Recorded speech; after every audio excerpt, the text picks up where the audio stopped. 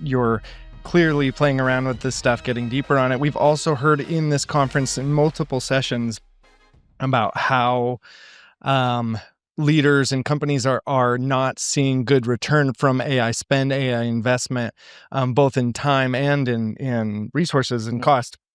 I'm curious how you balance these things because, Neil, you're also talking about not missing the mark and focusing also on traditional marketing things that are working.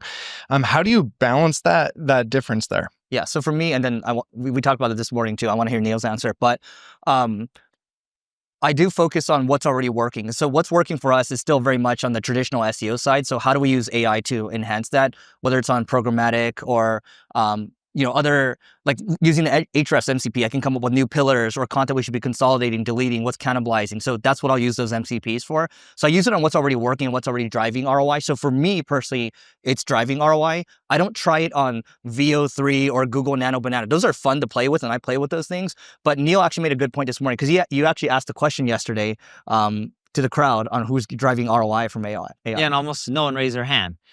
So the way we look at it is, most people don't focus on KPIs internally. So everyone has a job. In your job, what do you do that actually makes the company more money or saves them money? It's really simple. Then you look at AI and how can you actually use AI to do those things better? And you should see more revenue growth or savings. And what we like is a lot of this is experimentation because it's so new. Take a portion of your budget, very small, tiny percentage. It's in the single-digit percentiles as a business, and you just try a lot of new random stuff. Some of it will work, some of it won't, and you keep the majority for traditional stuff that is producing ROI, and then you adjust over time.